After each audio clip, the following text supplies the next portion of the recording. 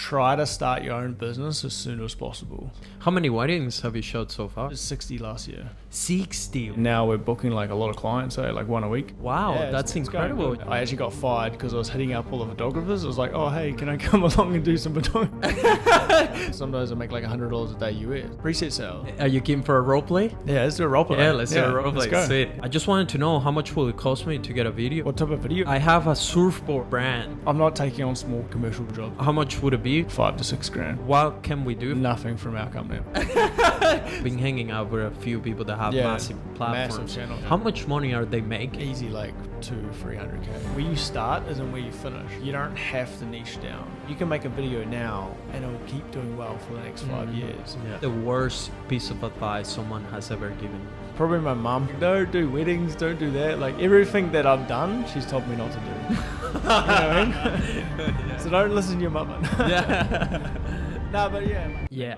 Yeah, we're getting into it, but Yeah. but that's so unpolite of me. I haven't even introduced you. Oh, right, yeah. If you're new here, my name is Nelson, and I'm the host of the Creative Grid podcast, a space dedicated, committed to help creative entrepreneurs reach success in all areas of life. We usually have extraordinary individuals as guests, and today is no exception. Our guest today is a YouTuber, a photographer, filmmaker, content creator, and the owner of CreativeWedding.co. So please welcome Gerard Needham. Yoo-hoo! Oh, yeah. Big clap. Was that a good intro? Did I nail it? That was very, very dynamic. Yeah. Yeah, it's Awesome, good. bro. Yeah. So welcome to the pod. Can we start by giving a little backstory of who you are and what you do for people that have never heard of you? Yeah, I guess like, as you said, I'm a filmmaker and photographer here in Gold Coast. I mainly do weddings, but I've also got the YouTube, which is good. Like it's starting to like actually build pretty fast now. It's making a bit of money. But like before that, I was an aircraft engineer for 8 years. Wow. Yeah, similar to like G. Yeah. So, but I got made redundant. They kicked me out. Why did they kick you out? What did you do? Oh, COVID. Oh, yeah. Okay. But it was good because I was over it. I was done. Yeah. And that's when I picked up a camera. I went to Brazil for like 7 months. Now when I got back to New Zealand, I bought a camera while I was in quarantine. It was actually a funny story. Like I bought like an A6600. Yeah. I didn't have a lens, and I was like, oh, now I got to buy a lens. I'm like, what? Yeah. So I bought a lens. This thing comes with no lens? Yeah, I was like, what the hell? So I bought a lens, and I was like, oh, thank God, like I finally get to take some photos. I went and take a photo, no SD card. And I was in quarantine, so I had to get everything sent. Yeah. And it has to get like quarantined for 2 days. Yeah. So I'd get sent to the hotel, and I had to wait 2 days to get the SD card. Oh, that's so annoying. But yeah, that's how I started photography. Yeah, cool. So how old are you? I'm 28. 28. Wow. 29 this year. When did you started then being an engineer, working as an engineer? Oh, when I was 17. 17. Yeah, Okay. I started on some little planes, and then I worked up. I got like a pretty big like apprenticeship with Air New Zealand. Yeah. On like the big 747s and 777s and stuff like that. Why did you decide? Okay, I want to buy a camera. Like, what made you? Oh, I just had the money and I always wanted to do it. But what about cameras? Like, why that? Well, I got a friend that was a wedding photographer, and when I was doing my apprenticeship, he was like building his wedding photography business, and I was so jealous of him. Yeah. He was like good surf photographer, like gets to go all these like amazing places, like on the wedding off season, and then like makes all his money in 6 months, and then go to travel. Wow. Yeah. Which like I was traveling a lot, so I guess I wasn't like jealous, like it wasn't like envious or anything like that, but I was just like super inspired. So when I was actually looking to do it while I was aircraft engineering, but it became a bit much. Yeah. Okay. And then when like I got back to New Zealand and my girlfriend started like a fitness company, she needed content, so I was like, oh, I can do that. And that's just basically where it started, Yeah, so one thing led to another. Yeah. But you haven't been doing it that long then. No. Yeah, wow. Bro, like literally this time last year, we just moved into our apartment. Yeah. And I had one camera, one lens. Yeah. And I didn't know like anything. I made like 2 YouTube videos and that was it. Yeah. And then I worked at a wedding venue just down the road at washing dishes. Yeah. And then when I was there, I actually got fired because I was hitting up all the photographers. I was like, oh, hey, can I come along and do some photography? So they fire you because of that? Yeah. No way. Well, they didn't actually say that, but I didn't get, it was like subcontracting, you know, so I never got asked to come back to wash Yeah. dishes. They were like, don't ask this don't kid ask to him. come back. He keeps annoying the photographer. Yeah, So- exactly. But Yeah. like the 2 days that I worked there, I hit Yeah. up 2 photographers, and that landed like one of them landed a wedding to come along and take photos. Mm-hmm. She was super nice with the portfolio, Mhm. but the other one, like I came along to, she was associate shooting for a company, Mm-hmm.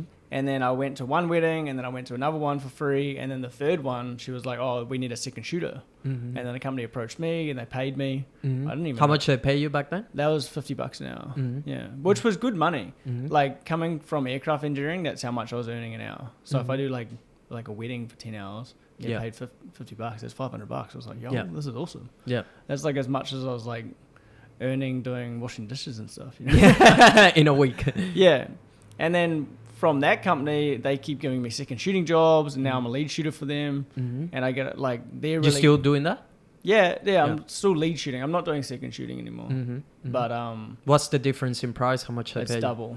Yeah. Yeah. So $100 per 100, hour. Yeah, and like video, I'm now charging 120 Mm-hmm. because it's just more gear and stuff, you know. Mm-hmm.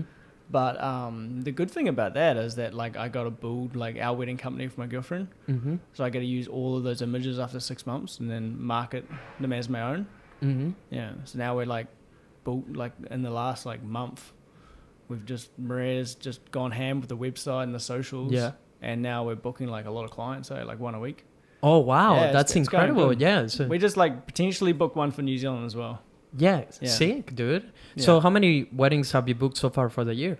I think it's like 4 or 5, but we've only been going at it for like since the start of the year.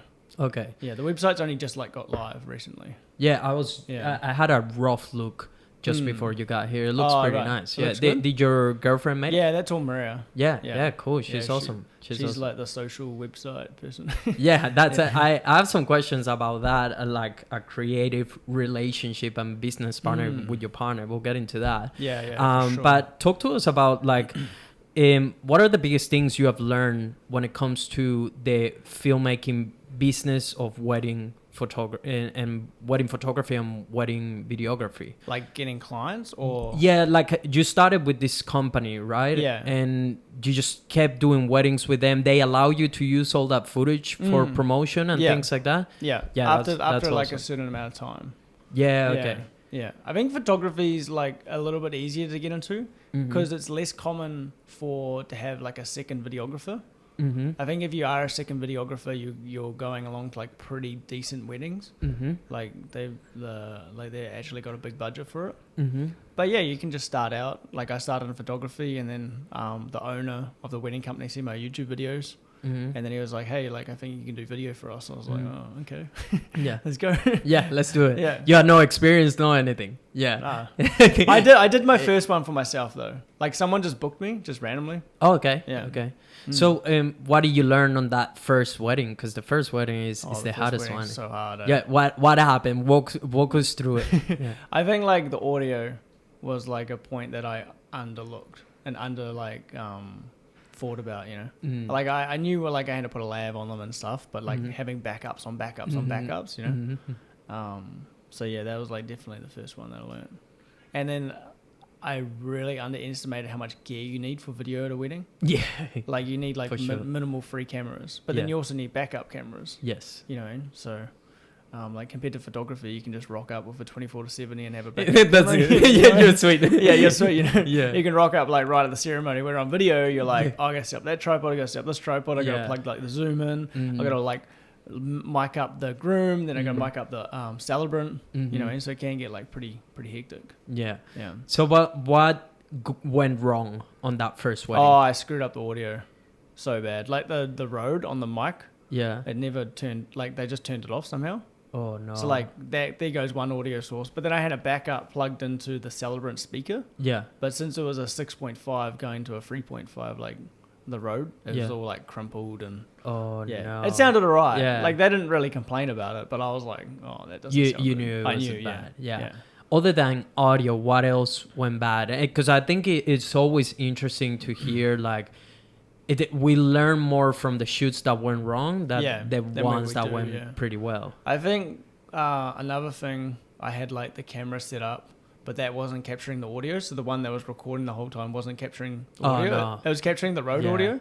But that was all good because they just wanted like a raw ceremony. So I just put that in the middle while, and it sounded all right. Yeah. But I would have had like that collecting all the proper audio. Yeah. And then also having 2 cameras on the side to get the groom reaction and stuff like that. Yeah. Okay. Yeah. So once I did my first one, I was like, oh, I see why like you got to do it like this. How many weddings have you shot so far? Oh man, I did 60 last year. 60. Yeah. Wow, that is a crazy amount. Yeah, it was a lot. Yeah, It was a big everything year. through this company that you're working. No, I shoot for a bunch of different companies now. Oh, it's many of them. Yeah. Okay. Yeah. So how much are these companies charging for the weddings? Most are charging like, I guess for like a mid-range photography package, like on the coast, it's normally around like 3.5 to like 4.5 grand. That's pretty much the average. But yeah, some charge like a lot more, you know. Yeah, right. Yeah. So it's usually around that much. Yeah. How much are you charging right now with your wedding packages? What packages are you offering, and how much are you charging? For Yeah, each one so of like our middle package is about 3 grand. So we're just under a little bit. them? But we decided to put it that price so we could select the clients that we want to shoot. And we are starting up. But like that's for 2023 prices, but then 2024 is like another 1,000 on top. Yeah, cool. So like immediately we just jumped it up, and we've already got bookings for 2024, so it's good. Have you had Yeah. bookings? Yeah. Because like cool. I guess like our wedding company is so new and so small, and the authority is really small. Yeah. So we're like, oh, let's just like charge like just under, and then the following year we're just gonna keep building. So we Yeah. just put like 1,000 on top each time. Yeah. And especially like that wedding and elopement in New Zealand, like those are the ones that we're really going to market for. Yeah. Like if like a couple sees like, oh, we're shooting in New Zealand, we're doing all these like amazing weddings around Australia, and really market the ones that fit where we want to go, then we're going to like just continuously charge more and more and more. Yeah. Yeah. Nice. So how are you getting most of your clients right For now? Instagram. Everything to Instagram. Everything for Instagram, yeah. From posting, or is it you actively like reaching out? Like how does it look Maria's the magician. like? She'll get like someone will follow us. Yeah. They'll like our photos, and then Maria's like, oh, hey, I seen you like our photos. And then they'll book us. Yeah, right. Yeah. Because I think like Maria is so good at like communication with girls. You know, usually it's brides hitting us up. Yeah. So like when they see that we're not just like a faceless page, Yeah. and then we're actually like a personality behind it, they're like, oh, cool. Yeah. Like, and then they book a meeting, and then after the meeting they get more confidence. But we do a small amount of marketing. I think we spend like $50 a week on marketing. Okay, on ads. Yeah. On ads, yeah. What are these ads? Is it you actually talking, or is it just a It's compilation just photos, of videos, just photos and yeah. boosting reels and stuff, like cinematic reels and stuff like that. Is she doing shooting as well with you? Yeah. So she's doing second shooting. Okay. Yeah. Okay. Has she Yeah. got a lot better? Yeah, she's pretty good. She's getting jobs with other companies as well now. Yeah. Wow. She That's awesome. She got a job with this really big company, like really high end company as well. Yeah, so it's pretty good. Yeah, that's They awesome. pay their like second shooters quite a lot, and their Yeah. leads like quite a lot as well. So Oh, sick. yeah. How did you guys meet? How did that came about? Oh, we met in Bali. In Bali. Okay. Yeah, in Bali. Yeah. So Yeah, it was good. how? Tell us a Tinder. bit more. Classic. Yeah. Yeah. Yeah, it was good. Yeah. She needed a ride on a scooter, so I was like, okay, scooter. Let's go for a little ride on the Yeah. scooters. Yeah. We actually like hit her like I didn't really have any intentions, and so didn't she. And then it just kind of hit off, and then we just spent the week together, and then she went back to Australia. She was living in Gold Coast, and I was like, I quit my job at Jetstar, and I was in Bali for 4 months, so just surfing and just cruising around. And then like when I got back, like we just talked every day. It was crazy. Like I never like met a girl like that, you know. Like Yeah. I never really had intentions to have a girlfriend, Yeah. Okay. and then she turned up. Yeah. Yeah, no, that's awesome. So how did it went from okay, we're partners to we're business partners?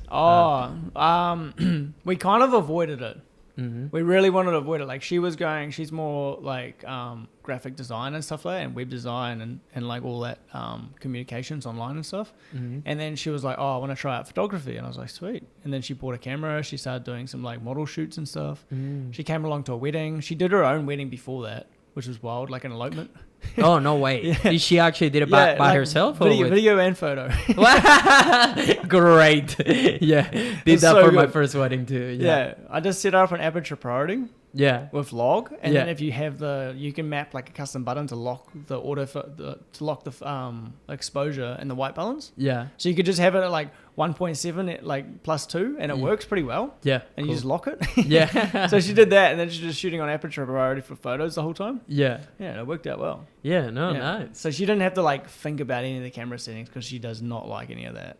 Like she doesn't know what camera she's shooting on. She knows what lenses she likes, but she's not like technically minded at all. Has she started learning a bit more about it or no? You Not still really. said it. No, really. Well, but that goes to show, like, imagine, like, how skill sometimes is not even the most important thing. Like, she's not very skilled, but she's still getting money out of this. Yeah, she's not like technically skilled. Yeah. But creatively and composition wise, like she is really skilled. She's pretty good. Yeah.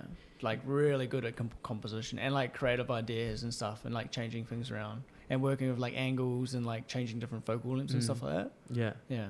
Yeah. Well, that goes to show if Maria is doing it, you can do it too. Anyone can do it. Anyone can do it. Well, even me, man. Like Yeah. I just rocked up like this time last year, I'd never done like a paid shoot. You know what I mean? Yeah. Yeah. Okay. So when did things change? And Well, why do you think they change? I like I quit I was installing windows.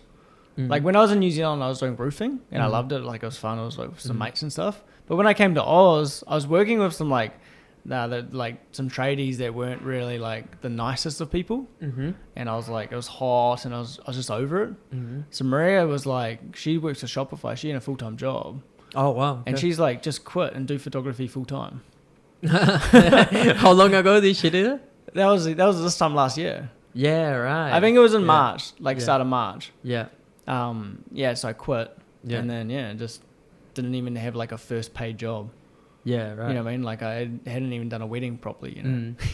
You said you mentioned that she had a second shooting job recently. How much is she getting paid? That you said it was. Yeah, she starts on 50. Yeah. In 50 an hour. An hour. Yeah, cool. Plus travel and stuff. Yeah. Okay. Yeah. Nice. So it's like 85 cents per kilometer. Yeah. Outside of like I charge outside of 100 kilometers total. So yeah. Can you walk people through what's your process when you charge and all these things? Let's say not a wedding, because a wedding you have your packages and it's pretty set up. But let's say a standard shoot. How's the entire process? Because I think it's very interesting for people to see how other people do it. For like a wedding company? No, let's say you have a random like commercial job, client? Commercial, whatever branding. Yeah. How I've been listening to you and Gio. It's been working as well. How you learn? But how you learn? Just by like doing value based and interrogating them a little bit. Yeah. And just saying like, how much do you reckon you'll make from this? Like how much your budget is, and then you can usually like stretch it, and then showing the value where they should be posting and kind of coaching, because they don't really know what they want. Yeah. You know what I mean? They've got no idea. Yeah. Unless they're like a big creative company or something, like, you know, and like they're a big established company. But usually I would say like, oh, here's my, I usually ask them like how much their budget is, you know, and get a feel for it. And then I would ask like, how long do you think that it will take? And then I also ask like, what are the products you're selling? Like how much you're selling them for? And like, where are you going to market this? Like, if we're going to make like an Instagram reel, like what's your expectations on this, like getting seen? You know, because a lot of companies, they're like, oh, we want like a 45-second reel. And it's like, yeah, well, 45-second reels don't do well unless you're going to like promote it and advertise it and boost it. You know what I mean? So like I ask all those questions, and then once they get like more of a confidence in my work and my ability and like the product and how well it's going to do, and then I'll tell them my like rate. And then I'll also tell them like how much like the post and pre-production is going to be, and then also the gear that's required, and then I usually just put 25% on top. Yeah. Good man. So yeah. Are you keen for a role play? Yeah, let's do a role play. Yeah, let's do a role play. Sweet. All right. Let me just think of to make it different from Andrew and G. Yeah, cool. I think I have an idea. You got an idea? Yeah. So I'm the you're the client. I'm the client. Okay. So don't break character until we're done. Okay, you ready for this? Yeah, I'm ready. Oh, let's do it. Okay, real ready. Doo-doo-doo. Wait, hello. Hey, is this Gerard? Yeah, this is me. This is Gerard from Creative Culture. Oh yeah, hi mate. This is Nelson. I actually just came across your video work on Instagram, and it's awesome, dude. Yeah, cheers, man. What are you guys after? Are you guys after any content or? Yeah, so basically I have a surfboard brand. So I'm a surf shaper and I own my store and everything. And I just wanted to know how much will it cost me to get a video? What type of video after, man? Like, are you after Instagram Reels? Are you looking to make like a pre-roll for like posting on YouTube? Like, what type of video are you guys after? Well, I've seen this Reels thing is quite popular, so I'm guessing probably a Reel. But I also want that video for the website as well. And yeah, now that you're saying, like, yeah, probably it'll be that and then some photography on top. Yeah. Okay, cool. So you, like, rather than just doing one reel, I recommend doing like one long reel. I recommend we split it up into like 8 shorter reels that are around like 7 to 15 seconds that are really high engaging. But we can also make some of them that are a little bit longer to show your brand value and stuff like that. What type of like content are you looking inside this video? Like, are you looking more like behind the scenes, you guys shaping a surfboard, or do you have any like sponsored surfers or anything like that that you want to include? Well, I just want to showcase our boards. You see, our boards are freaking unique. I've never seen them. And they have a little motor as well, so people don't even have to paddle. They're powered electric. Yeah, they have a sun battery, so that you don't even have to charge. As soon as you get in the water, it's fully charged, forever working. Yeah. So yeah, how much would it be to get those videos and that you're mentioning and the photography?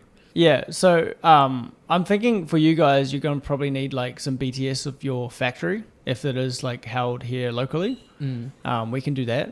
I was also thinking for your website, you need someone to explain, because this is such a new product, you need someone to explain like what's actually going on. So having like a talking head shot would be really valuable for you guys. And also showing the product in like a real world situation. I think that's really valuable for you guys. So do you guys have like a budget in mind? We're kind of just wanted to know what are your prices and stuff just to get started. Yeah. So like for this to happen, the budget would really determine on like what days we're shooting. So if we're doing like a behind the scenes inside the factory, we need to allow like half a day for that.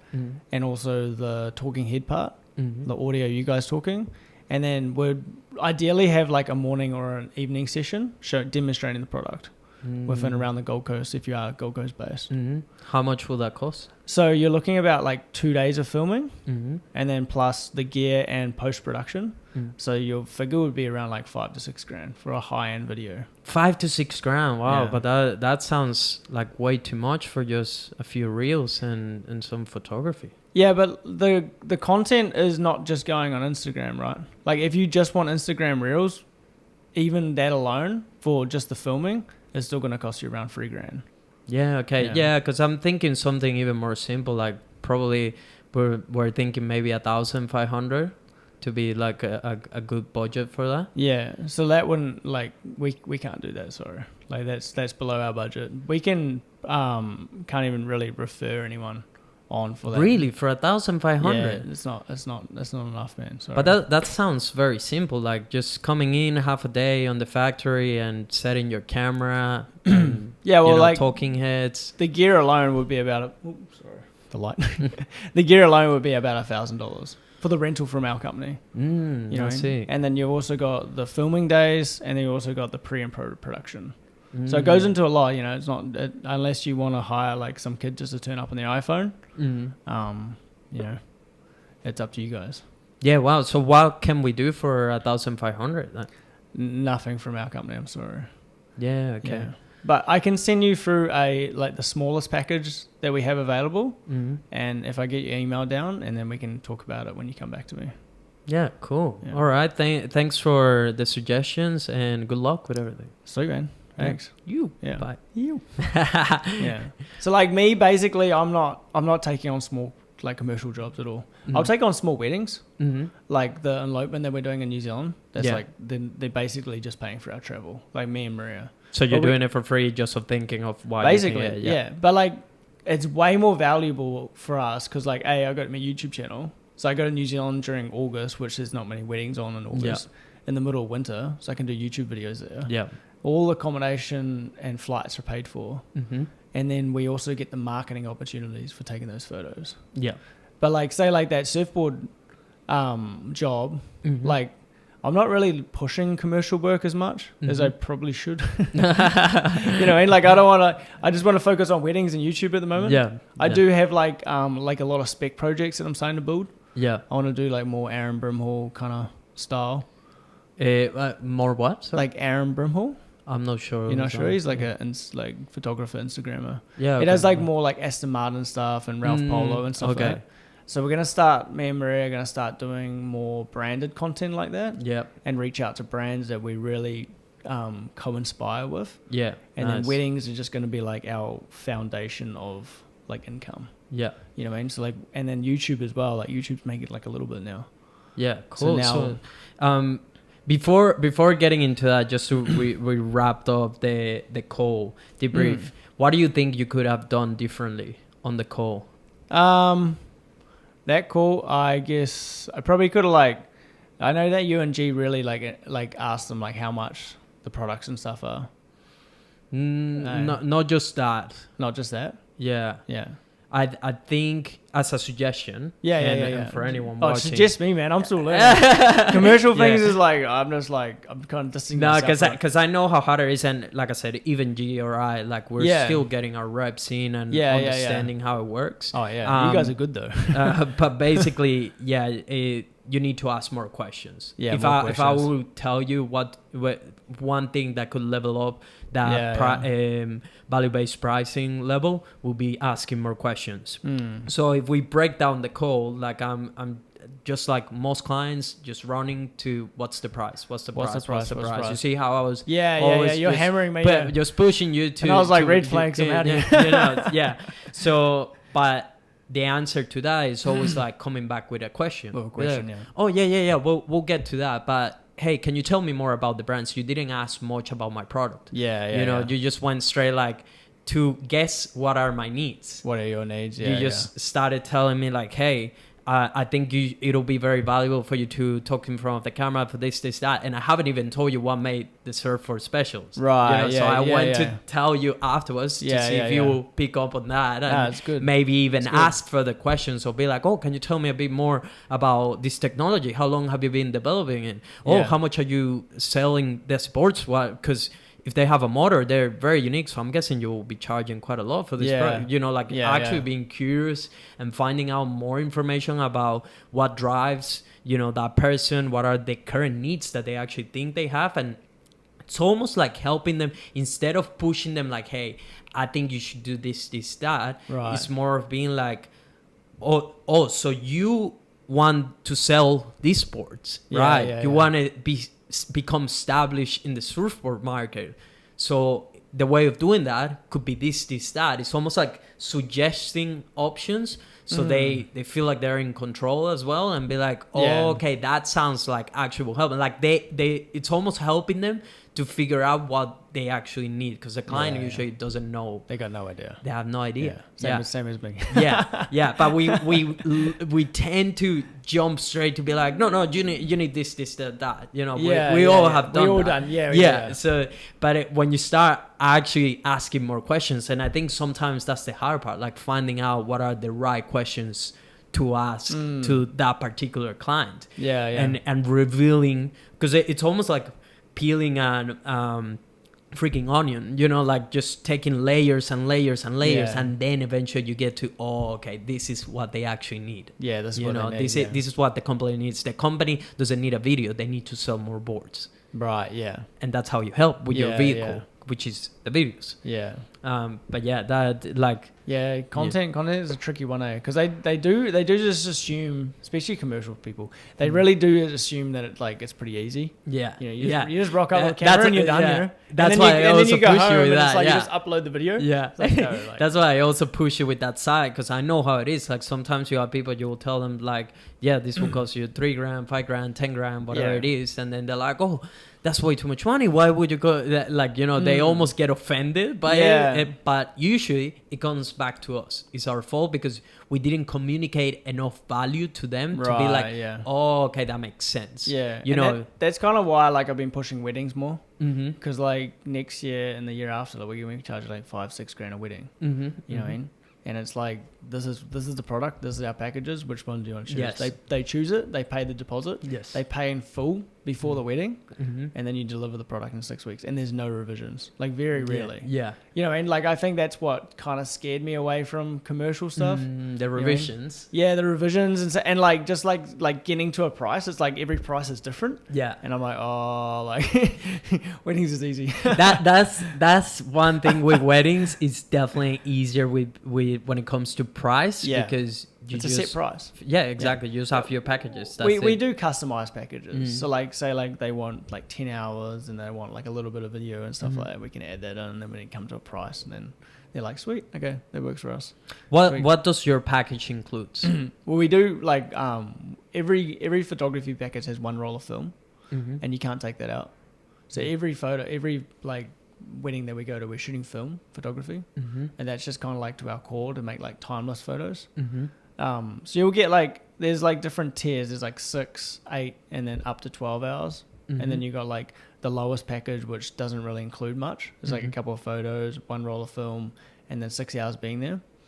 All online. And then what videos are you giving and all this stuff? Oh yeah, and then we got it's like the photography and the videography package is like mirrored. So like if photography is 6 hours, video is 6 hours. Yeah. And then that's all online deliverables. And then we go into like the middle package, which is like what we call the most popular. Yeah. And the first package is like the most valuable. The most popular. Yeah, yeah. It's always the most popular. And you got to put it in the middle. And you put a little box around it, Yeah. you know? So you're trying to draw people to that middle package. Yeah. Because it is like the easiest one to do, and it's like the most amount of profit you can make. And then we have our like higher end products, and like we do like the higher end like photo package. It's got the highlight video. It's got 2 photographers. You know, it's got all that. It's got like a custom USB box. If you just add more like things, it just seems like more value in a way. Yeah. So, So how long are the videos that you're delivering, and how many videos? We're only doing a max of 6 minutes. 6 minutes. Yeah. And the reason why I'm doing that is because it's more engaging. Like I want to make like documentary type films that not only the couple are going to watch, but also their friends, and they're going to watch the whole thing. Yeah. Because I see a lot of videos that are like 10, 15 minutes. Yeah, that's and it's way just too much. You Yeah. know? And I think like through YouTube, like learning all the algorithm and all like the retention from my YouTube videos, I know how to like keep people engaged. You know what I mean? So the first 30 seconds is really important. The first 2 minutes is really important to set up the whole story. Yeah. And then from there on, you need to like go for slow and then back to fast and then back to slow, you know? So people are just continuously going along with it. Yeah. And that's what I tell the couples, you know, they're like, oh, we really want like a 25-minute film. And it's like, okay, cool, we can customize that. Yeah. It's going to cost an extra $1,500. Yeah. They're like, okay, that's Yeah. all. Easy. You know? So if you had like, you have your like packages, and then you have your add-ons as well. Yeah. So you got like albums, like extra length films. You've got like ceremony edits. You got like speeches edits and stuff like that. So you don't deliver any speeches or anything? Nah, none of the packages. I think that the top tier package, Maria's made it all. She's like done all the research and all that. But the top tier package includes all the ceremony edits and then the speeches edits. But the ceremony edit's pretty easy. Like if you set up the cameras right, like you can do it in an hour. Yeah. Yeah. You know what I mean? Yeah, it's almost like editing a podcast, really. Yeah, it's just multicam, and then you just got to process the audio, do the color grade, and then just cut it up. Yeah, cool. You know, it's like a live event type thing. If you could give 3 pieces of advice to any creative out there that is looking to get started in the wedding industry, either filmmaking, photography, what would be 3 solid pieces of advice to make their journey easier? I think like the first one is don't worry about gear. Well, especially for photo, you don't have to worry about gear. For video, it's a little bit different. Definitely buy Sony for video. Or like Lumix, maybe. But I think Nikon. Yeah, not Nikon. Not for video, or Canon. Yeah, Canon's just too wobbly for me. Yeah. But I think like the best advice is just hit people up. Say, hey, like here is, if you don't have any like example work, first of all, go out and take some example work, whether you want to do weddings, maybe start with some portrait videos, and then just send a bunch of emails out to a bunch of wedding companies. That's what I did. When I started second shooting, I did one wedding and I asked the guy, I was like, hey, I want to build a portfolio and look for more work. Can I edit these photos, put them in a gallery and then send them out to wedding photographers? And he's like, yep, as long as they only go to wedding photographers, not to Instagram, not to your website. So I did that and I literally spent like 3-4 hours and I found every single wedding photographer in Brisbane, Gold Coast and Byron. And I sent out like a email template with my portfolio. But I just made sure when I said hi, I entered the company's name or the person's name and make it like personalized.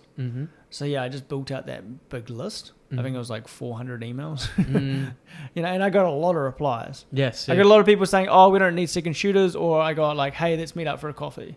Yeah. And I ended up getting like 10 or 15 different type of weddings from that, from 3 hours of work. You know what I mean? Sick. So that's definitely one of the biggest tips. It's just like find like a body of work, do it for free to start off with, just to get one under your belt. And then once you've done one, max 2, you should be getting paid for sure. Yeah. Yeah. Yeah. Nice. What will be the third piece of advice? The third would be like, try to start your own business as soon as possible.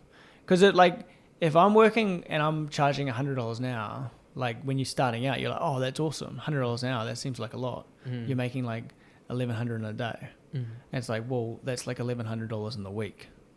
You know what I mean? Where if you book your own client, there's $3,000 for that week. You know what I mean? So like, I think you can't like, if you're looking at it from getting out of your day job, it makes sense. But then you've got all the gear and all the taxes and stuff. So you're not really making much unless you're doing like a part-time job or something like that. So yeah. Try to get your own business as soon as possible and try to get your own clients. Yeah. Nice. Yeah. What gear are you using at the moment? All Sony. What is it? Just A7 IVs. We got 2 A7 IVs, A6600, but now we've booked like a bunch of wedding films. We're gonna really like bring up the gear pool with cameras and stuff. What are you getting? Probably gonna get 2 FX30s, just because they're basically the same as A7 IVs. They shoot in logs, S-log free, but they got fans. You know what I mean? So you can put them on a tripod and not have to worry about them. Because sometimes you're shooting at like the Bower Estate and it's like full sun, no wind. And like A7 IVs, like I haven't had one overheat yet. But it's gonna happen. So I'd rather just have like the 2 cameras just on in sticks. case. But like me, I don't use slow motion. Like I'll use 4K 60 very rarely. I'm mainly just shooting in 4K 25 frames. Yeah, cool. Just because I just want like a more documentary style. There's the odd time I use slow motion when they're coming down the aisle. I think G did it. It looked sick on the 7200. Yeah, and it was like 240 frames per second. I was like, oh, that's pretty sick. Yeah, but you can do that with the FX30 in HD, and it looks alright. Yeah, you know what I mean. But yeah, just Sony, man. What gear do you have for audio and lighting? Audio, I got a Zoom F3, and then I got the Rode system, and then just shotguns. You mean Rode system, the wireless? Yeah, the wireless goes. Yeah. I'm gonna pick up another one just because I got a backup. Because I rely on them a lot. Yeah. And same with the Zoom. So I'm really like this year. I'm really like trying to double up on everything. So if I'm going to a wedding, I'm bringing like backups, two Zooms, like 2 Rode systems. Okay, I got 4 cameras. You know what I mean? I'm gonna use 3, but there's always a backup. Yeah. But yeah, I think like gear doesn't really matter for photos, but it matters so much for video. Does gear matters? Yeah, it does for sure. Why? I think, have you seen that video Casey Neistat did? The original one that this whole discussion started from? No. Have you not seen it? No, I don't. Maybe I did in the past. Maybe you have seen it. Yeah. But the way he describes it is he grabbed like a small point and shoot camera that does video. Like it's mainly a photography camera, just like the A7 IVs are, but it does video and does like 720p. And then he's like, okay, this is what $100 will get you. And then he got like the Canon 70D or something, like an APS-C camera with like a fixed lens, like the kit lens. And he's like, this is what $1,000 will get you. And you can see the image drastically improve because it's shooting in HD, but the audio is crap. And he's like, okay, now I've put like an audio system on it, and this is what like $1,200 will get you. And then he got a light. And then it's like, that's like a basic YouTube setup, right? For like under $1,500. And then he went and got his like 1DX Mark 4 or whatever, and then that was like with the like an L series lens, like a proper like boom setup and lighting, And it didn't really change much, but that was 15 grand. So you go from 1,500 to 15 grand. There's not much difference. But if you go from 100 to 1,500, there's a massive difference. You know what I mean? Yeah. So I think especially for weddings, because you're not really charging a lot. You're not doing like commercial big jobs. I think like the Sony's the only really limitation I see is like the rolling shutter and not having internal NDs and stuff like that. But you can work around that. Yeah, for sure. You know what I mean? Just slap an ND at the front. Yeah, just slap it on. Just get a purple green tinge. Get your Peter McKinnon VND. Yeah, V&D. Yeah, exactly. Just slap that on. Yeah. Slap a lot on, you're good to go. Yeah. But I think with like Sony's and the log, like the S log, it's just like, it's so good, man. Oh, it's like, amazing. it's Yeah, just the like, color science has yeah. improved so much in the past year. Especially with those phantom lights. They really fixed that like green tinge issue with Sony's. Yeah, they're really good lots as well. Yeah, they're really good. Yeah, I love those. Talking about YouTube now, so how many subscribers you have? How long have you been doing YouTube, and how has the journey of being a YouTuber been? Yeah, so I got 2,000 now. This time last year I had 50. Yeah, good. Yeah, good job, mate. So yeah, good job. within a year. But it's funny, like the last. How many videos have you posted? 28. Okay, not even that. Yeah, many. not many. Yeah. That many. Yeah. I think the first couple I did were really like just around gear, and like I'll get into it a bit later, but like they do really well. But yeah, this time last year we just moved into our apartment, and that's when I was like, I'm gonna do a video a week. I didn't do a video a week. I tried. Yeah, it's hard. It's so man. hard. It's yeah. very hard. Yeah. Especially when you're working, and Yeah. like especially back then, like I didn't know anything. Like I barely knew how to use Final Cut Pro. Yeah. You know what I mean? Like I knew how to use Lightroom, and that's about Yeah. it. You know what I mean? So I had to learn all that. Yeah. And like to film and edit a video used to take like a week. Yeah. Now I can do it in like 4 or 5 hours, you know, to edit. Yeah. You know, I can just smash it out. Yeah. You know, yeah. just You get better. Yeah, you get better. Like keyboard shortcuts, it's like you cut it up and it's done. Yes. You know what I mean? But yeah, like I think YouTube was like the reason why I think I grew so much last year.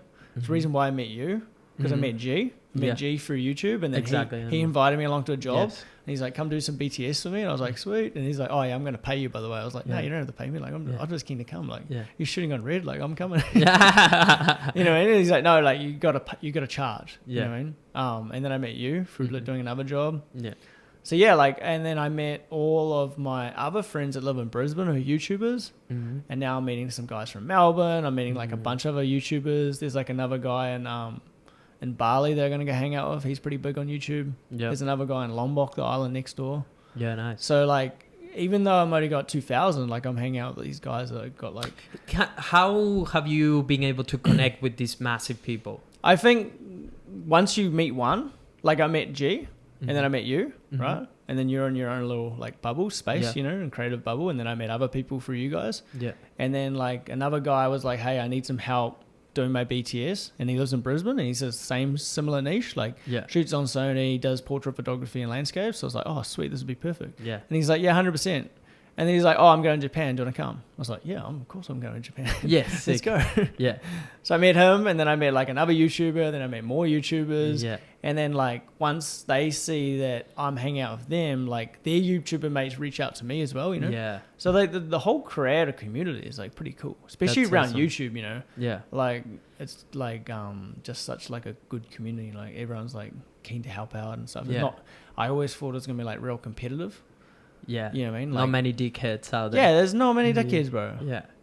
Yeah, I haven't met I'm a little bit late to the party because I've been doing Spanish content for the last year. Right, so yeah. I'm just joining right now. Yeah. So what's your plans with YouTube? YouTube is still to be decided. Right. Because you're pretty big on there.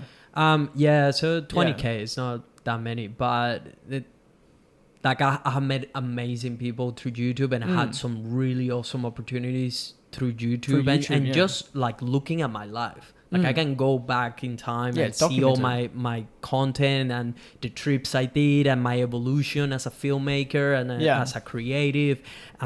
Just seeing that kid dreaming big as well, because back then I had shitty jobs. You know, if I go back to my first YouTube videos, I was literally a dentist, just got to Australia, could barely speak English, you know, like had no money. I was working as a waiter, as a delivery guy, you know, dishwasher, just fighting my way through it. And I just wanted to make videos, you know, and fast forward 6 years later, here I am, you know, I can speak English now.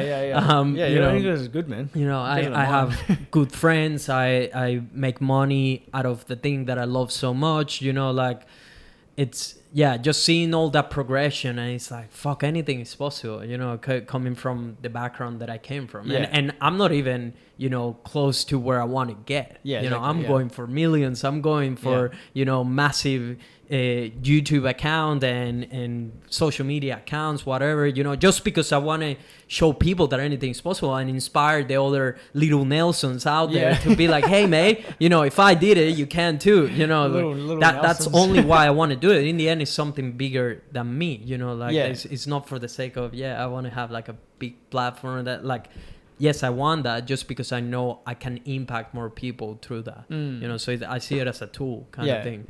But YouTube, I think it will be something in the creative, of course, like entrepreneurship kind of thing, whether it's going to be just about filmmaking or editing, or is it business side of things. I really enjoy the business side of filmmaking now. I love mindset, personal development, and things like that. So I'm not so sure. Right now, I'm just committing to this challenge of freaking Project 84 of Tom Nosky. Shout out to Tom. But that's gnarly, eh? What is that? Like, so day basically 16 now or something? And today is post 18. 18. Yeah. I think I've seen that. 17 and 18. Right, actually. okay. Yeah, so I have one more to do today. But basically, he's posting 2 pieces of content for the next 6 weeks, which totals 84. Wait, so it's 2 bits of content? 2 a day. Yeah, right. And that could be like photo, video. It could be anything. Could be anything. But I'm also not like a tweet though, eh?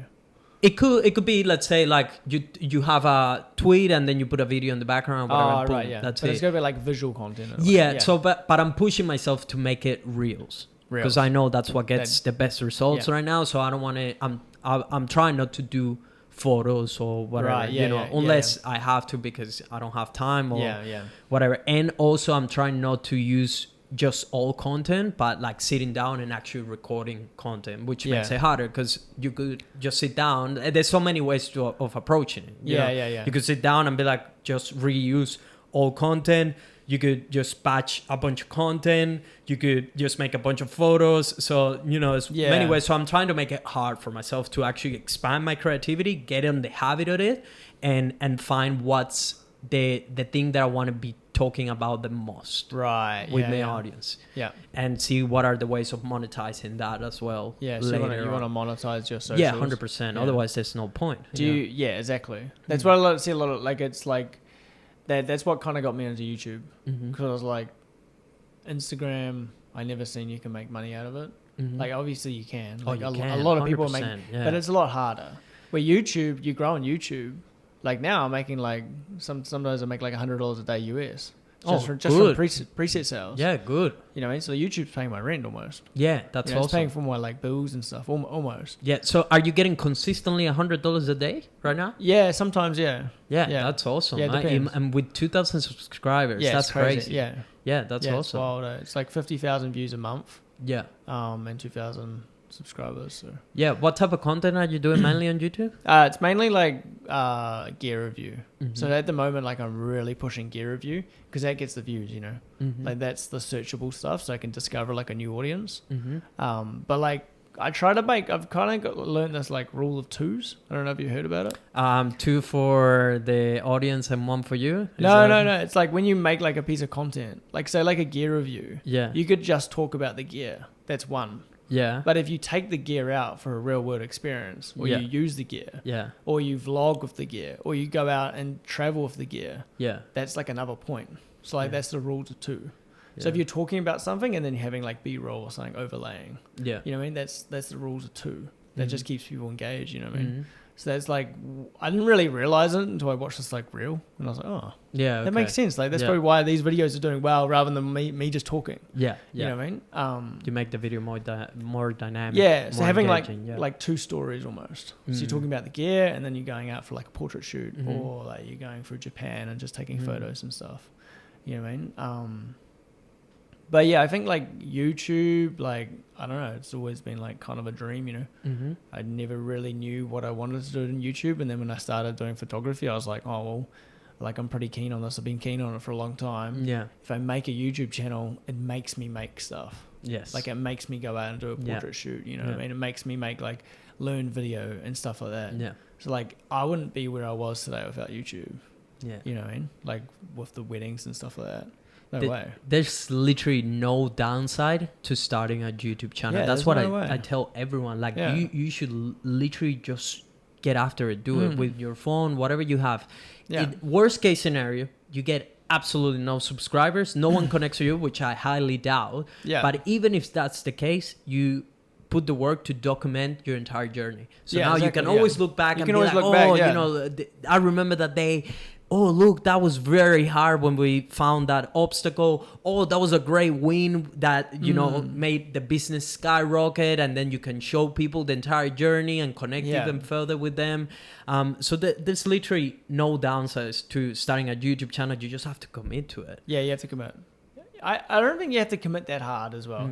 A lot of people, like, there's a lot of like myths or perception out there that you have to post like every week. You have to post like long form every week. You could literally post every month. And as long as you like have like a plan and it's consistent through there, like that's 12 videos a year, you know.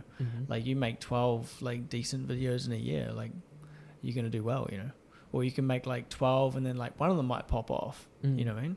Like it always works. But I think YouTube, it's a little bit different to like Instagram, as you can get like searchable content and you can make a video now and it'll keep doing well for the next 5 years. Yeah. But you really need to like, before you find like the topic, you should really search like on Google Trends. You can see like what people are searching for. So like my one's pretty easy because it's camera gear. Like people are looking at camera gear to buy. Yeah. But if you're doing like a travel channel, it's like, okay, where's like people want to go? Like whereabouts Italy people want to go? Or like, you know what I mean? Or like beauty or stuff like that, like what products can I talk about? Yeah. So I think when you start out, you really need to talk about something that people are searching for, because that's how people are going to find you. Yeah, go where people are. Where like Instagram, you can make like 7-second videos and just keep pumping them out, and eventually like some of them are going to pop off. You know what I mean? So it's just like a different strategy. So if that leads perfectly to the next question, which is, what are 3 pieces of advice you will give to young Gerard, just starting his YouTube channel, 0 subscribers? Yeah. He just wants to get after it, or anyone out there that's thinking of starting a YouTube channel? I think like number 1 is you don't have to niche down. Like you don't have to start like where you start isn't where you finish.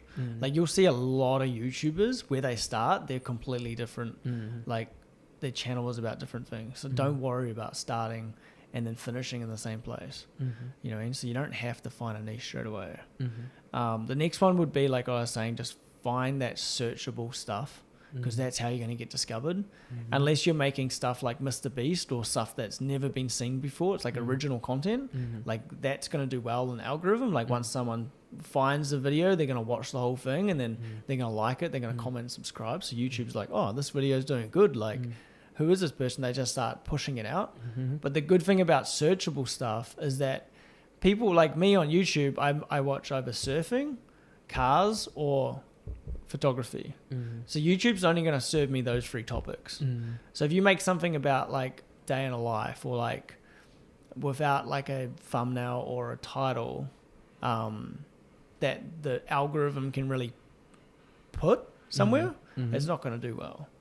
So, you know what I mean? I think before you film, you need to really research like what title and what thumbnail, and then go from there. Make the video about the title and thumbnail, not the other way around. You know? And so start with the title and thumbnail. Yeah, that's something that I didn't really learn until now. Yeah. And then, and just don't take it so seriously. Like if you're making like a video channel and you don't really know video, just put it out there. You're gonna, like every video you're gonna learn. Like this video, you're going to learn lighting. This video, you're going to learn audio. This video, you're going to learn like a new editing trick. Until you make like those 100 videos, and then you'll like be like, okay, now I'm good. Yeah. You know what I mean? So don't worry like too much.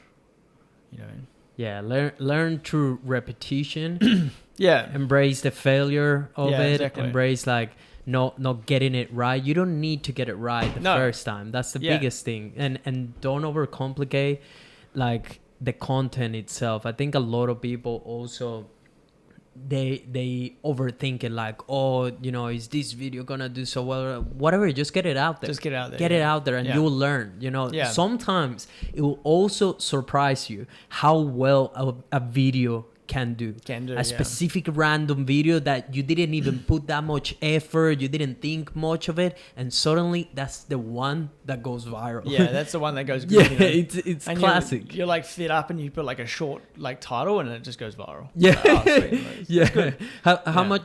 How many views have you got in one video? What's the video that has the most amount of views? I think it's around like 40,000, so not too much. Yeah.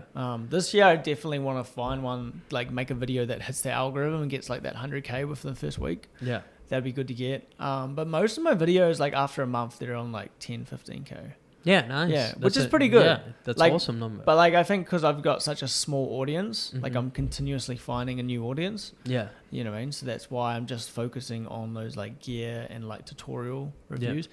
But then also incorporating my like personality and like traveling with it or like taking on a portrait shoot and stuff like that.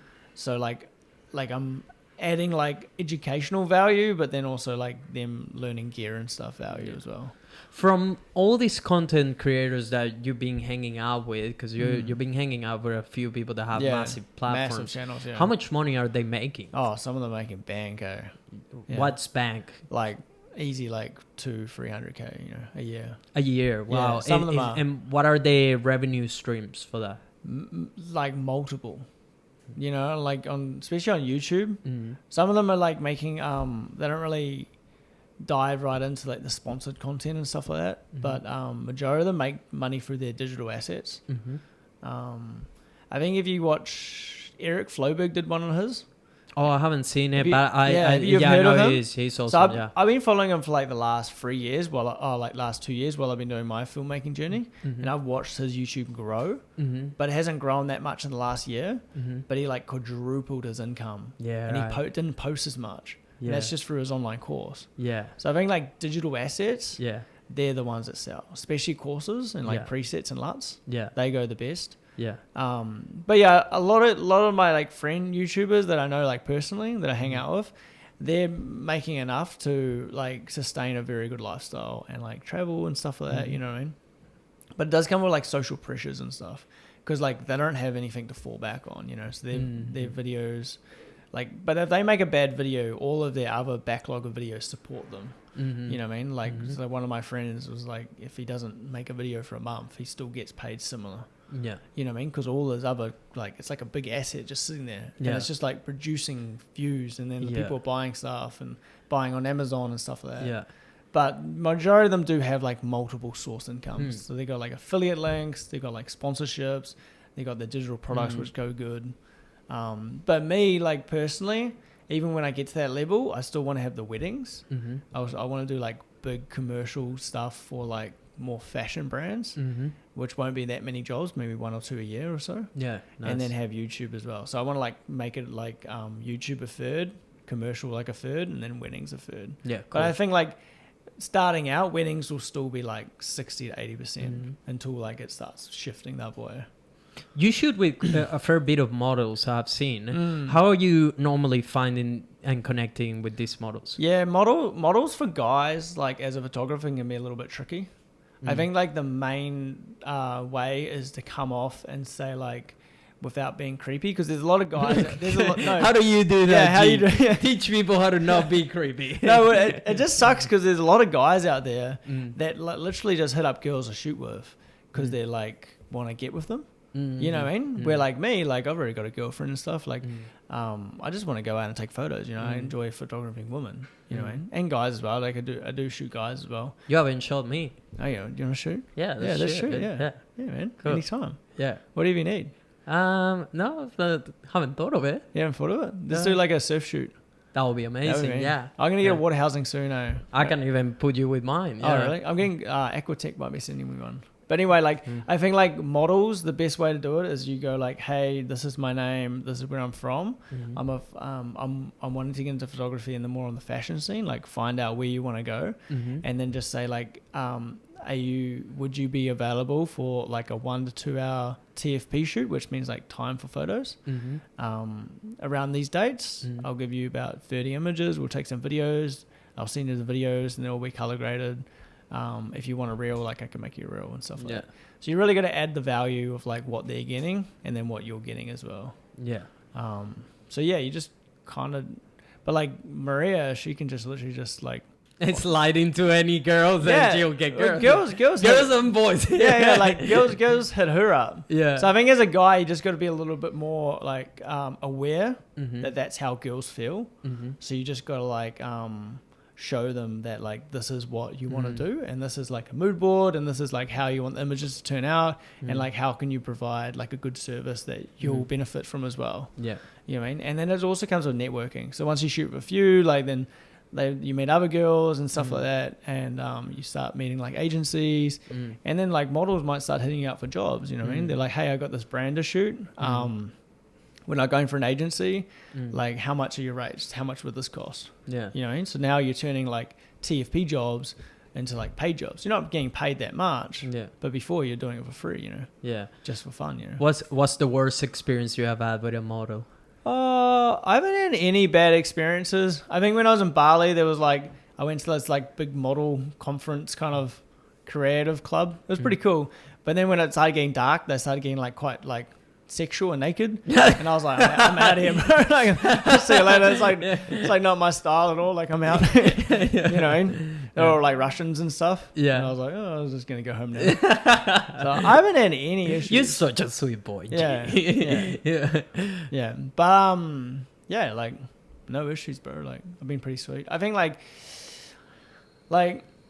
about 10% of the time the model will cancel.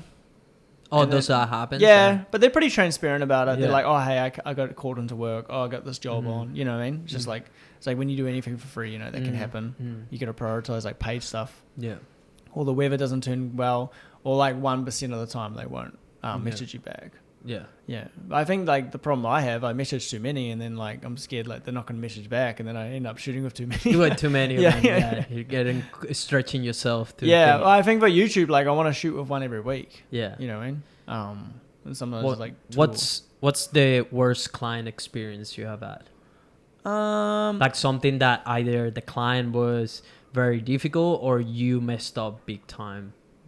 I've been pretty good at it. I think like I've had one where it's just an experience from me, just from like no contract and like no revision, like capping revisions and stuff. But they were pretty cool. They were like, oh, we'll pay you for the revision because they were like, no way. Yeah, they were pretty experienced. You know, they already assumed. You know what I mean? Yeah. So like that was pretty good. But I don't know. Like I try to be like as transparent and honest as I can. Yeah. And I really like value trying to like under promise and like almost like undercharge. I know you guys don't like that word, but then I over deliver.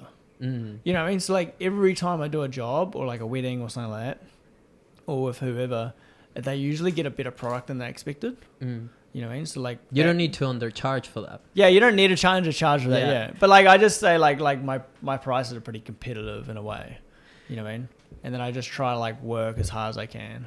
And here's the thing, and eventually you don't need to compete on price. Yeah, exactly. Because competing on price is just a race to the bottom. It's Yeah. whoever you go on, you tell, oh, I'll do it for 500, and then the other one goes, I'll do it for 400. Guess what? I'll do it for 100. Guess what? I can hire someone from the Philippines and we'll do it for $10. Yeah, exactly. You know. So yeah, that's never the way you want to compete in. Yeah. Kind of thing. Yeah. But yeah, I totally agree with the other two. Under promise, over deliver. Over deliver, yeah. Same with the weddings, you know. Yeah, with everything. With even not just business, even with yourself, the promises you make to yourself. If you say tomorrow you're going to the gym for 1 hour and you're just doing cardio, over deliver to yourself. Instead of just doing cardio, go and lift some weights as well. Put something extra that spices things up and makes you feel like, you know what, I underpromise myself and I overdeliver to myself. Yeah, I need to start doing that. You need to start doing so that. I do the opposite. You should. Man, that's the best way to build a reputation with yourself. Like underpromise to yourself and overdeliver to yourself. Yeah, Every time you say, I'm going to do, today I'm going to get 3 things done, and you get them done, get something else. It doesn't need to be huge. It doesn't need to be a big task, but maybe it is watering the plants of the office. Yeah. You're over delivering to yourself. Yeah, do the same for every relationship, and you'll see how your life gets to the next level. Yeah, that's a good tip actually. I like that. Happy to provide Start some value to you and the audience. I think because me, especially like when I started, I used to like force myself into creativity. Like, I don't know. I think I got some learning disabilities and stuff. Like, I can't sit down on the computer for too long. I can't be like creative. Learning disabilities. I can't be like creative all day. Yeah. You know what I mean? So when I started, that's everyone though. I would like force myself into creativity, and I would like put way too much pressure on myself and put way too much like things to do. When now I've kind of learned that like, hey, like this is like an achievable goal, and I usually like get more done. So I guess like I didn't really realize, but that's what made me feel so good, Until you said that, I was like, oh, that's like a light bulb. Light bulb moment. Yeah, I was like over delivering to myself. Like that feels good, Yeah, it feels so good when you do it, and you did it. You know, that's the thing, because you said I was gonna do A and B, and now I did A, B, C. ABC, yeah. That's it. Yeah. So 100%. It's a good discipline, Yeah. I try to do that with everything around my life. You know, that's good. The promises I make to myself when I get a client job for friends. I underpromise, overdeliver. That's the kind of person that I strive to be every day. Yeah. What are 3 pieces of advice you will give to young Gerard? Young me, like a year ago me. Yeah, that it can involve anything, but 3 pieces of advice that will make his life in general, whether it's, business, health, relationships, just overall, the 3 most impactful pieces of advice you could give to your younger self. I think like the biggest thing that I learned last year is finances. Like I jumped into it way too quick. Where I like quit my job and I didn't get a job straight away. And then my girlfriend was like, no, just do it. You can do it. And she believed in me, like I love her for that. Like I owe her like incredible for that. But like I probably should have got like a part-time job. You know what I mean? Because like I was like kind of struggling for the longest time. You know what I mean? Like I would like get a job, have to buy gear, do this, do that, and then I like still have to pay rent and then food and stuff, and it was like a little bit struggle. But I still managed to do a lot last year. But I think it would be a lot easier if I just had like a 2-day job a week, even if it was like making coffees or stuff like that. So definitely last year to get a part-time job. And just be a little bit smart financially. So get smarter financially. Yeah. What's the next one? The next one would have been like, it's kind of hard to give this advice because then like it's kind of obvious now, but it wasn't obvious then. And that's just to make videos and not have to worry too much about them. Like I would try to like make these videos that would do really well all the time, but you can make videos sitting down that do well. You know what I mean? You don't have to go out and do a portrait shoot. You don't have to go out and like show it an example. You know what I mean? You can literally just talk about stuff and then people want to see that. You know what I mean? So like I think like having as a content creator, you don't have to put out the best work every time. Like as long as you're like being consistent and you're showing up in people's feeds and like their subscriber pages and stuff like that, they're gonna value that. So I think that's like a big lesson that I'm doing this year. Especially with like YouTube shorts and stuff like that. It's so easy to make them. You just make them and then it's done. And they get like 2,000 views. You're like, oh sweet. And then the last one was just like stop and look around a little bit. Like I spent the whole time in America just taking photos, You know what I mean? We didn't have that much time there, but and then when we got to Hawaii, we really enjoyed ourselves and stuff. But I think just trying to be a perfectionist too much. Just take a couple of photos, take a couple of videos, and then move on. Like you're not there for work in a way. You know what I mean? Unless like YouTube's like paying for it, or like there's a commercial job paying for it, or like a wedding paying for it. You know what I mean? So if you're doing something personal, like don't involve like business too much in a way.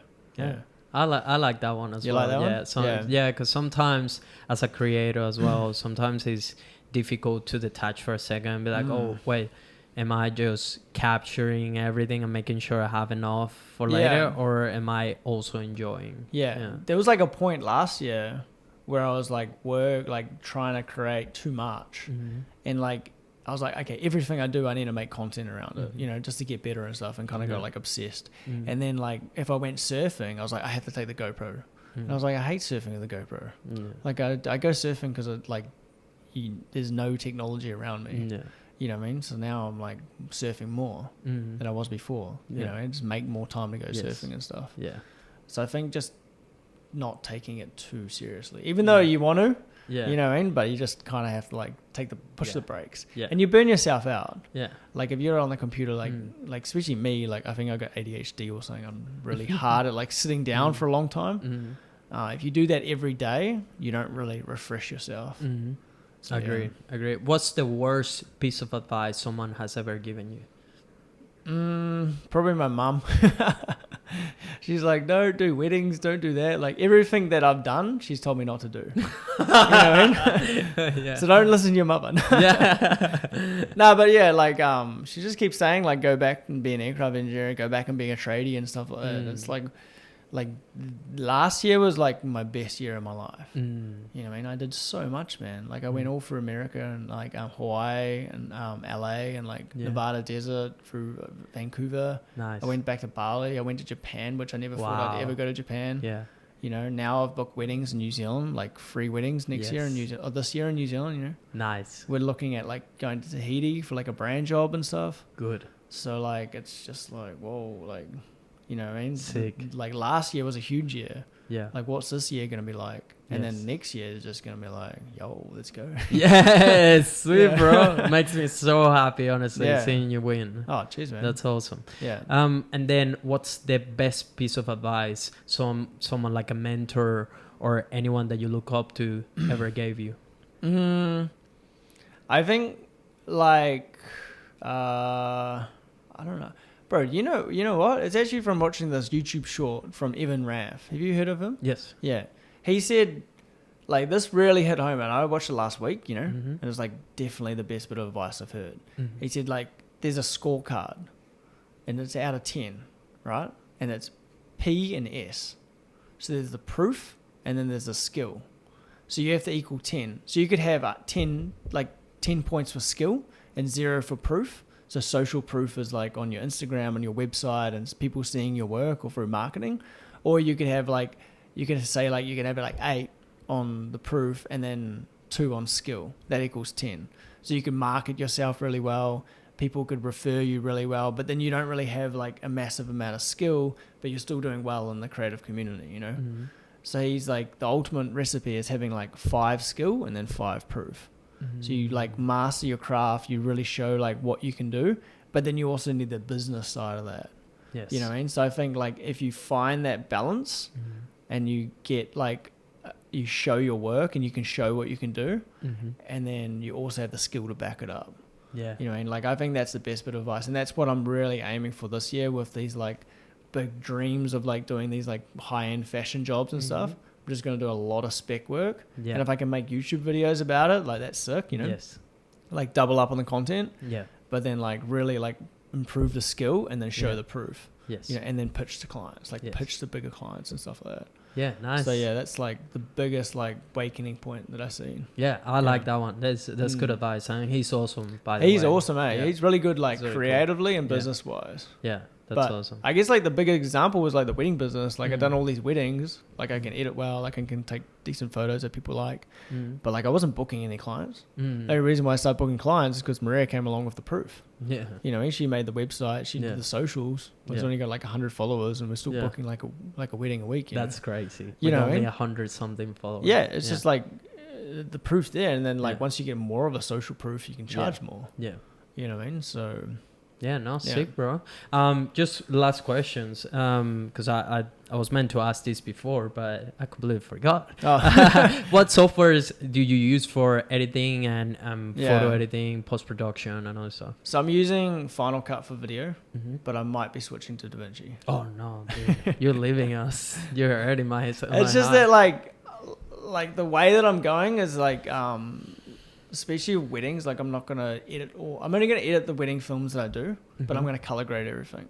Mm-hmm. And a lot of the editors use DaVinci, Mm-hmm. and like Final Cut, it's not really doing it for me for coloring. Mm-hmm. You know what I mean? I do love Final Cut for YouTube though. It's so fast. Like, you know, so quick. like yeah. I got the MacBook Pro or whatever. It's Yeah. like 2 year old or something now. Yeah. And it's like not an issue, eh? Yeah. Like yeah. no issues at So all. fast. Yeah. Like, and then it's funny because like I work for other like video companies, and I send off like 4K log footage, and they're like, oh, we can't use your footage, like our computers are too slow. I was like, what are you running? They're like, oh, like the latest like yeah. custom built PC Yeah, on DaVinci. yeah. And I was like, well, it's Yeah. not my issue. Like, get a Yeah. MacBook. Yeah. So Yeah. like everything's Mac, Yeah. everything's Sony. Maybe Yeah. some Fuji's coming this year. Yeah. I see. Yeah. Okay. Just for photo. Lightroom. Mm-hmm. And I don't use Photoshop. I use Lumina AI for like skin retouching. Okay. It's pretty fast, pretty easy. Mm. Yeah. What are the softwares that you're using for your business that are not like Oh, not creative. not creative related? We use Shopify for our website, which seems a little bit odd because it's like an e-commerce site. But it's actually a pretty good website builder because there's a lot of automations through there, and Maria's got a lot of email templates. Yeah, cool. So you can use like new was it Studio Ninja and stuff like that for like replying to people and getting a lot of leads and stuff like Yeah, that. okay. And then just Zero, man. Just all that accounting's through Zero. Yeah. Like it's so easy. Yeah. You know, what I mean? Zero Like, is like one of the greatest things on the yeah, planet. it's so good, eh? Yeah. But I do need to find like an accountant that can like demess all my stuff because I got like a lot of money coming in from everywhere. You know, there's like US dollars coming through. There's like Canadian dollars. There's like European Why euros. Canadian? Just from different people buying the presets. It all goes through PayPal. Oh, And like okay, yeah. do you have a Wise account? No. Oh man, you could just get a Wise account now. Wait, what's the Wise account? It's called it's how you spend money abroad. So you get like a card Yeah. and you can have like 50 different currencies. Yeah, sick. So like I've got a bank account and an address in the US. So all my like ad revenue and stuff, rather than converting it to AUD Yeah. and losing money, Yeah. it just goes to US. So if Yeah, I go to the yeah. US, I can spend money. Or if I need to buy something in US dollar, Yeah, okay. I've got a card for that. Yeah, nice. And then I can also like transfer it when the dollar's good, you know. Yeah. So that's a good. You should get That's that. a good tip, right? Yeah, I'll there, give you a link. Yeah, good. I get a kickback. All right, brother. Yeah. Well, I really love this conversation. And if people want to follow you, get in touch with you, hire you, see your work, whatever, where can they find you? Yeah, so the wedding company is called Creative Wedding Co. Mm-hmm. Or creativeweddingco.com. Mm-hmm. .au maybe, I'm not sure, Maria. yeah. And then my YouTube's just my name, so it's just Gerard Needham. It should pop up first. Yeah. There's no other Gerard Needhams. Yeah, cool. And then my Instagram's like Gerard_.Needham. I need to post more on Instagram. Yeah. It's just kind of a dead platform for me. I've never really liked it, you know. Yeah. But yeah, go check out my YouTube, go check out the wedding page, and just creativeculture.au@gmail. Yeah. Need to change the Gmail part. Yeah, you need to. I'm still learning. I'm a noob here. Yeah, sweet. All right. You're doing great, bro. And Cheers, I'm man. really happy for you. If you enjoyed this episode, please just give us an extra mile. This is the first time I'm asking for this, but we really need to start nailing these reviews down. So if you enjoy the podcast, please just head to Apple Podcasts and leave a review in there. That will help so much to help other people discover the podcast and continue to expand our circle and how many creative entrepreneurs we can help around the world. And then don't forget to follow at The Creative Grid on every platform and at Nelf Live on every platform. I'll see you on the next episode. Good vibes for everyone. Cheer. Let's go. How was that? That was good, man. Yeah? You got me sweating in the client thing because I'm not good at client stuff. I'm basically at the point where I'm like, client stuff's like out the window. I need to do more. Good job, bro. Good job. Yeah. Fuck yeah.